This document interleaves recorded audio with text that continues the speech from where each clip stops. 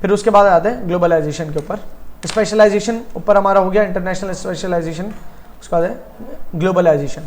ठीक है, ग्लोबलाइजेशन की मैंने आपको एक हिस्टोरिक पर्सपेक्टिव बता दिया, जिसका एक केस स्टडी यहाँ पर पूरा मौजूद है, हाईलाइट भी कर दिया वो तमाम चीज़ें जो मैंने अभी आपको थोड़ी देर पहले हिस्ट्री के तौर पे बताई थी मैप्स वगैरह के अंदर।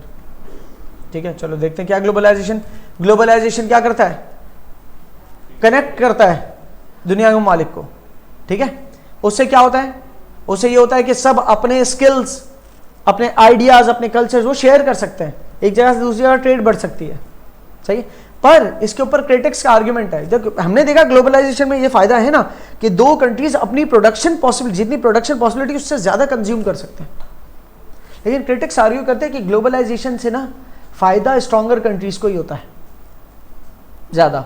वो क्या करती है, जो वीकर कंट्रीज है उनको एक्सप्लॉइट करती हैं, उनसे मजदूरी करा करती है, तो सारा हार्ड लेबर उनसे कराती है, और जो उसका टॉप बेनिफिट है ना वो खुद हासिल करती हैं। इसके अंदर किसी एक तरह के ग्लोबल इनकम इनइक्वालिटी क्रिएट होती है। जैसे कि एक मुल्क के अंदर जो फर्म्स हैं और जो लेबर है, फर्म्स के जो ओनर्स हैं, एंटरप्रेन्योर्स हैं, जो सारा प्रॉफिट ले जाता है, इन्वेस्टर सारा प्रॉफिट ले जाता है, और लेबर्स को उनकी वेज रेट मिलती है, तो उनके दरमियान इनकम इनइक्वालिटी है जिस तरह से। वैसे ही दुनिया के वो वाले ममालिक जो डेवलप्ड कंट्रीज हैं और वो वाले ममालिक जो डेवलपिंग कंट्रीज हैं, डेवलपिंग कंट्रीज मतलब अंडर डेवलप्ड, कि वो अभी डेवलप होना बाकी है, तो वो दोनों आपस में ट्रेड को जिस सूरत में करती है कि उनकी टर्म्स ऑफ ट्रेड का मतलब कि आप किस टर्म्स के ऊपर ट्रेड कर रहे हो, कितने के बदले कितना, तो टर्म्स ऑफ ट्रेड ऐसे कर रही होती है कि डेवलप्ड कंट्रीज उनको उनकी फेयर वैल्यू, मतलब उनकी जो है ना लोअर वेजेस जो है उसको एक्सप्लॉइट करती है। सही है, अपनी अब पहले तो इन्वेस्ट करेंगे, अपनी मल्टीनेशनल कंपनीज अलग अलग ममालिक में खोल देंगे, वहां से प्रोडक्शन करेंगे, लेकिन वहां की लोकल वेज रेट ही देंगे ना उनको, और वो प्रोडक्शन लेके फिर उसको बहुत हाई टैक्स के ऊपर बेचते हैं। सही, तो ज्यादा बेनिफिट वो ले जाते हैं और एक्सप्लॉइट करता है सारा पोल्यूशन और चीप लेबर वगैरह, वहाँ का एक्सप्लॉइट, पोल्यूशन भी वो पोल्यूट भी वही जगह होती है ना जहाँ पर मैन्युफैक्चरिंग हो रही है सारी। ठीक है, तो ये क्रिटिक्स का आर्ग्यूमेंट है कि ये ग्लोबल इनकम इनइक्वालिटी क्रिएट करता है कि जो डेवलपिंग कंट्रीज और डेवलप्ड कंट्रीज है उनके इनकम लेवल्स के अंदर फर्क बढ़ता चला जाता है। सही है, क्योंकि एक डेवलपिंग कंट्रीज है वो एग्रीकल्चर में अच्छी है और डेवलप्ड कंट्री वो हाईटेक में अच्छी है, तो सारा अपना एग्रीकल्चर उनको दे देते कि तुम ही बनाओ, और सारा हाईटेक अपने हाथ में रखता है। एग्रीकल्चर को करने के लिए कितना सारा लैंड, कितनी सारी लेबर उसी में फंसी रही। सही है, और ये हाईटेक काम कर रहे हैं कि जिसके अंदर एक प्रॉफिट मार्जिन और सारा वो सारी रिसर्च एंड डेवलपमेंट इनके हाथ में। Clear? So this keeps on, ये डिस्टेंस बढ़ता चला जाता है। Impact of globalization. ग्लोबलाइजेशन का इंपैक्ट क्या है? इंपैक्ट का मतलब ये नहीं सिर्फ बुराइयां, अच्छी बात और बुरी बात दोनों शामिल हो सकती है इसके। ग्लोबलाइजेशन के इंपैक्ट में मैं जैसे बोल रहा हूँ, अच्छे इंपैक्ट्स और बुरे इंपैक्ट्स दोनों पॉसिबल है। तो इसमें देखो क्या है कि आपका एक मतलब इकोनॉमीज का एक दूसरे पे रिलायंस बढ़ जाता है। इससे क्या फायदा भी हो सकता है ना यार, आपके जो है ना कॉन्टैक्ट अच्छे हो सकते हैं, कोऑपरेशन बनता है। जो आपके मुल्क में रिसोर्सेज नहीं है, जो आपके मुल्क में मिनरल्स नहीं है, वो किसी और मुल्क से वहाँ से आ जाएंगे, और जो आपके मुल्क में आप उनको दे दोगे, राइट? तो कोऑपरेशन भी बढ़ता है। लेकिन यही रिलायंस नुकसानदेह भी हो सकता है कि कल को अगर आपका तनाज़ा हो गया दो ममालिक में, या आप जो उनको दे रहे हो उनको आपसे बेटर ऑल्टरनेटिव कहीं और मिल गया, तो फिर आप जिस चीज़ में स्पेशलाइज थे उसका सबसे बड़ा कस्टमर ही चला गया।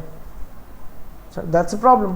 तो ये इम्पैक्ट्स है इसके। Increasing variety of goods, specialization की आपकी वेराइटी बढ़ जाती है, और वेराइटी भी अच्छी क्वालिटी वाली। आपके मुल्क में ही सारी वेराइटी के गुड्स बन रहे हो तो शायद अच्छी क्वालिटी के नहीं होंगे। आप जिसमें स्पेशलाइज हो आपसे वो बनाओ, और उसके बदले वो ट्रेड कर दो जिसमें कोई और स्पेशलाइज वो अच्छी क्वालिटी का आ गया, तो सारा आपके पास वेराइटी भी आ गई अच्छी क्वालिटी वाली। Clear? That's an impact. So will just read these impacts. Growth of global financial markets. बेटा फाइनेंशियल मार्केट्स के लफ्ज़ को जो है ना कंफर्टेबल कर लो अपने साथ, फाइनेंस के लफ्ज़ को। फाइनेंस का मतलब होता है पैसा, ठीक है ना? It's money.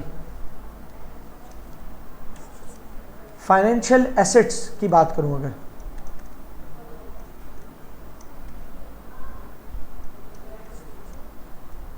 ये वो होते हैं जो आपको मॉनेटरी गेन्स दे सकते हैं, जो एक्चुअली कोई ऐसे assets, for example machinery, machinery is not a financial asset. Factory is not a financial asset. जिस कंपनी की वो फैक्ट्री, उस कंपनी के शेयर्स आपके हाथ में, share is a financial asset, क्योंकि डिविडेंड्स देगा वो आपको, वो बिक के आपको कैपिटल गेन दे सकता है। सही है, वो जितने का लिया था उससे ज्यादा का बिक गया तो कैपिटल गेन है, और जब तक शेयर आपके हाथ में डिविडेंड्स मिले, दैट्स अ फाइनेंशियल एसेट। आपने किसी को लोन्स दिए हुए हैं, वो आपके फाइनेंशियल एसेट है। लोन्स दिए हुए तो उसके बदले जो लोन्स इंटरेस्ट के बदले देता है तो उसको इंटरेस्ट मिलता है लोन्स के बदले, तो उसको फाइनेंशियल एसेट कंसिडर करता है कि लोन्स दिए तो उसके बदले फाइनेंस मिल रहा है। ठीक है, आपके लेट्स सपोज किसी किस्म के रिसीवेबल्स किसी से, जो आपको पैसे लेने हैं, that can be that has a monetary, मतलब मॉनेटरी इनकम आनी है ना उससे, कि रिसीवेबल्स हैं अगर इस सूरत में है कि अगर वो टाइम के बाद देगा तो आप उस पर इंटरेस्ट चार्ज करते हो, या वो जो ना जब तक के लिए उसने आपसे लोन, वही लोन वाला केस है ना, वही लोन जो दिए तो वो रिसीवेबल ही बनता है ना।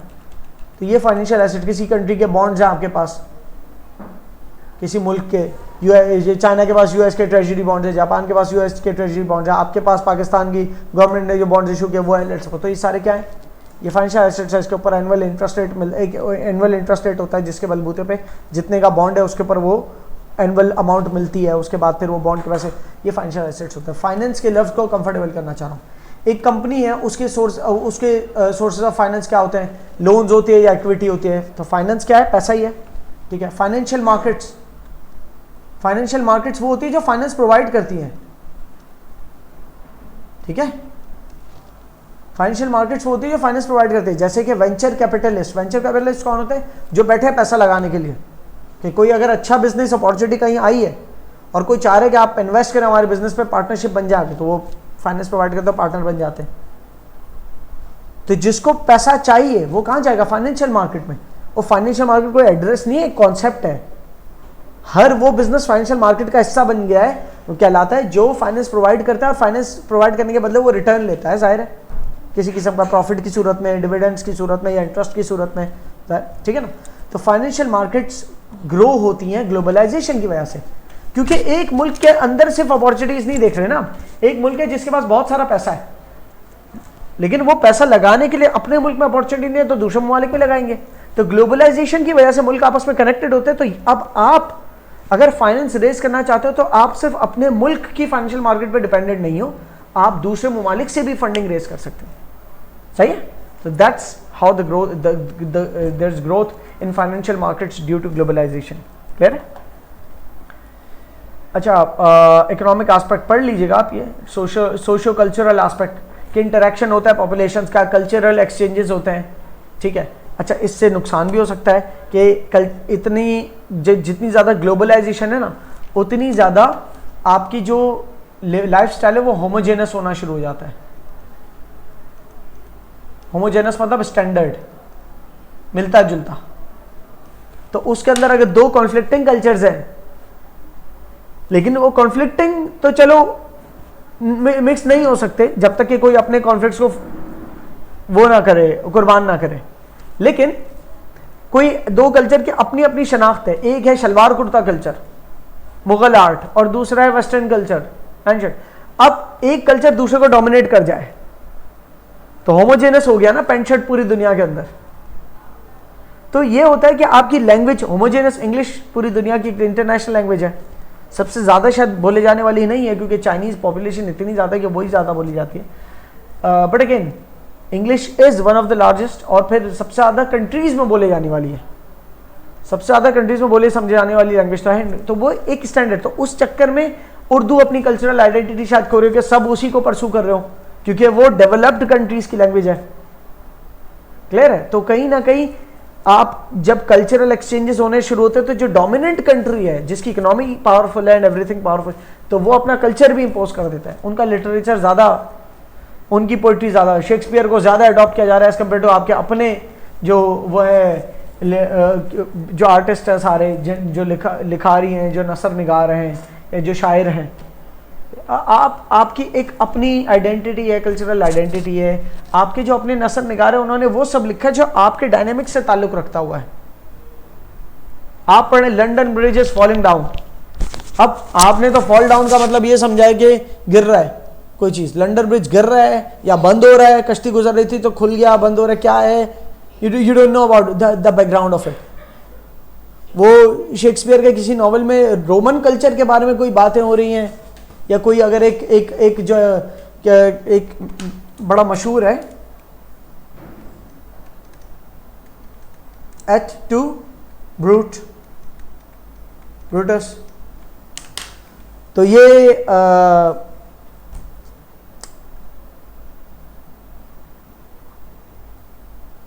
इस नॉवेल का नाम क्या था, एक मिनट,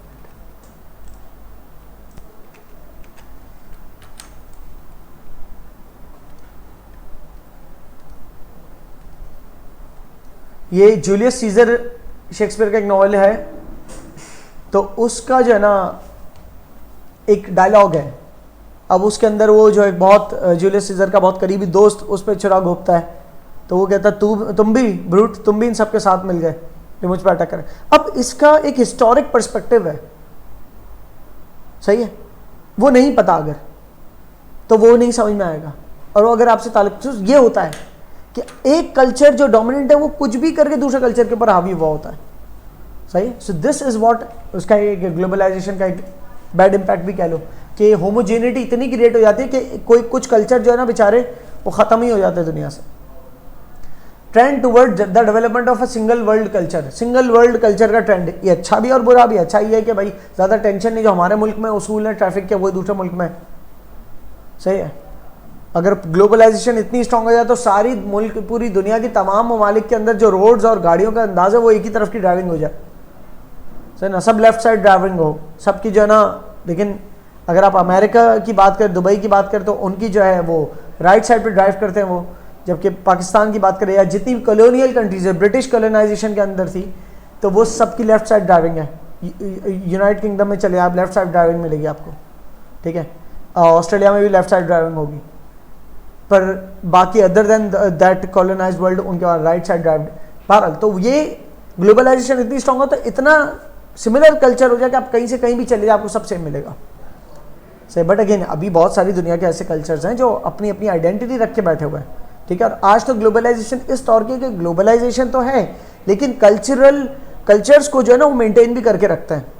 पर कहीं ना कहीं कल्चर को मेंटेन पता है कैसे करके रखते हैं, एक आर्ट की तरह की हेरिटेज है, कल्चरल हेरिटेज है, उसका प्रैक्टिस नहीं कर रहे होते। एक एंशिएंट कल्चरल हेरिटेज है, चंद बिल्डिंग्स रख दी कि उनको मत छेड़ना ताकि कल्चर की आइडेंटिटी रहे, लेकिन डेली प्रैक्टिसिंग में वेस्टर्न कल्चर ही आया हुआ क्योंकि इट्स बिन डोमिनेंट, सही। और आज जो दूसरी इमर्जिंग कंट्रीज है, ब्रिक्स नेशंस है, ब्राज़ील, रशिया, चाइना, इंडिया, ये लोग अपने कल्चर को अब ज़्यादा बूस्ट करना शुरू हो रहे हैं, ज़्यादा, क्योंकि वो नहीं चाह रहे कि उनकी कल्चरल आइडेंटिटी ख़त्म हो जाए। तो अब इस वजह से हमें बहुत सारे आर्ट के अंदर चाइनीज़, इंडियन और ये रशियन ये वाला आर्ट मिलता है, बहुत सारे उनकी तरफ से दिए हुए जो है ना बनाए हुई प्रोडक्ट्स के अंदर उनकी कल्चर के रिफ्लेक्शंस नज़र आते हैं, क्योंकि अब वो भी उभरते जा रहे हैं, वो भी डोमिनेट करना शुरू हो गए मार्केट्स को। बहरहाल लेट्स गो ऑन। आप इम्पैक्ट ऑफ ग्लोबलाइजेशन यहाँ से थ्रू कर देंगे। अच्छा, एक इम्पैक्ट पॉलिटिकल इम्पैक्ट है, development of intergovernmental organization. जब ग्लोबलाइजेशन होगी, इतने सारे ममालिक आपस में आएंगे, तो फिर सारे ममालिक को रिप्रेजेंट करने के लिए कोई इंटरनेशनल ऑर्गेनाइजेशंस भी चाहिए ताकि वो उन ममालिक के फड्डों को सुलझाए भी, जैसे कि यूनाइटेड नेशंस है, वर्ल्ड ट्रेड ऑर्गेनाइजेशन है। वर्ल्ड ट्रेड ऑर्गेनाइजेशन का काम है कि फ्री ट्रेड की तरफ लेके आना दुनिया को। तो अगर कोई मुल्क इम्पोर्ट ड्यूटीज लगा रहे हैं ना, तो वर्ल्ड ट्रेड ऑर्गेनाइजेशन बहुत उस पर वॉचडॉग बन के खड़ी रहेगी कि ये क्या कर रहे हो, क्योंकि अगर आप ये करोगे तो आपकी रिटेलिएशन में दूसरा भी तो करेगा। आप जो उसको एक्सपोर्ट करे वो भी आपके एक्सपोर्टेड गुड उसके लिए इंपोर्टेड है, वो उस पर ड्यूटी लगा देगा। तो ये वर्ल्ड ट्रेड ऑर्गेनाइजेशन जैसी ऑर्गेनाइजेशन चाहती हैं कि फ्री ट्रेड रहे, और यूनाइटेड नेशन तो चाहते हैं इंटरनेशनल कोऑपरेशन है। बट अगेन इनके ऊपर सवाल उठते रहते हैं कि ये कितने इफेक्टिव है अपनी जॉब में। एवोल्यूशन ऑफ ग्लोबलाइजेशन, जो मैंने सारी बात की, ये सब कुछ ये रीड कर लेंगे आप, सारी हिस्ट्री इसके अंदर समा जाएगी। ये बिल्कुल कुछ चंद बड़े इंसिडेंट्स हैं, समझ लें, ठीक है। कोविड तक का भी जिक्र है इसके अंदर। जैसे कोविड के अंदर भी जो है ना आपकी ग्लोबलाइजेशन जो है वो थोड़ी चैलेंज रही, क्योंकि बैरियर्स टू ट्रेड आ गए थे ना।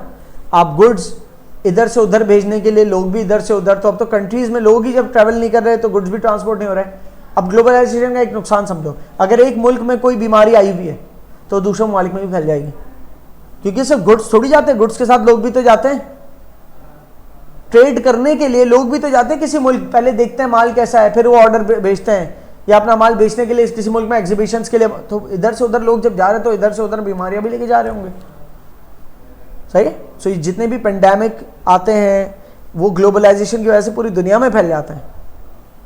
अच्छा जी, कॉन्सिक्वेंसेज ऑफ ग्लोबलाइजेशन, वही जो इम्पैक्ट्स हैं वही कॉन्सिक्वेंसेज आप पढ़ेंगे, समझ में आ जाएगा, ठीक है। एक कॉन्सिक्वेंस बड़ा यह है कि लेबर मार्केट मोबिलाइज हो जाती है।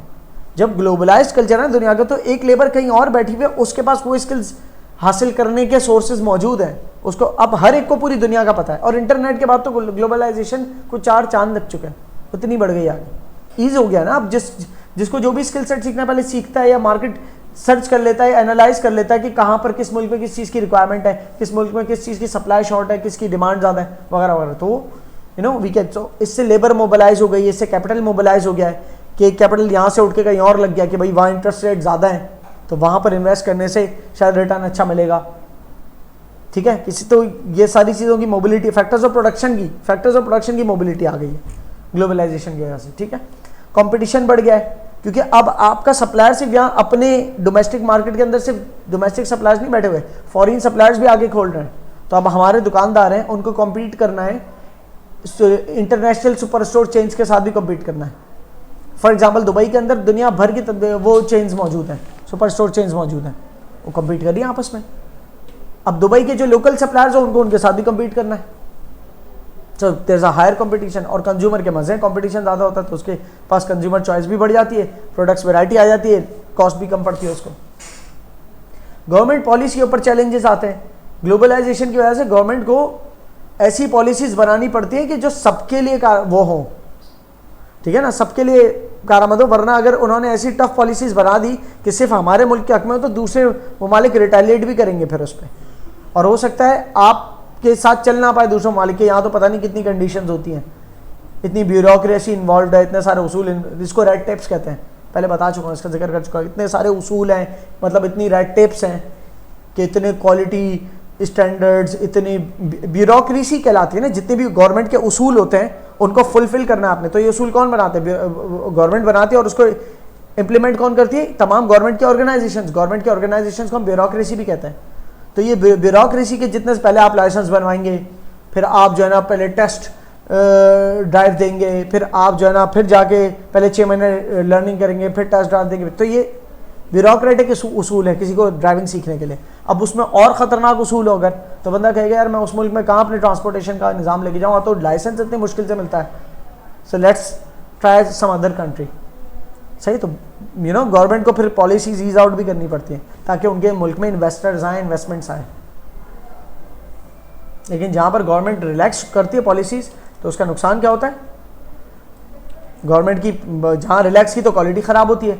अब अगर गवर्नमेंट पॉल्यूशन के उसूल ख़त्म कर, वो एनवायरनमेंट डिग्रेड होने के ऊपर पेनल्टीज ख़त्म कर दे कि यार इन्वेस्टर भाग जाएगा अगर हमने एनवायरनमेंट डिग्रेड के उसूल लगा दिए इतने, तो एनवायरनमेंट डिग्रेड होने के ऊपर कोई पेनल्टीज नहीं रखी अगर गवर्नमेंट ने, तो फिर दबा के इन्वेस्टर आएंगे। लेकिन फिर आपका माहौल भी तो दबा के ख़राब होगा।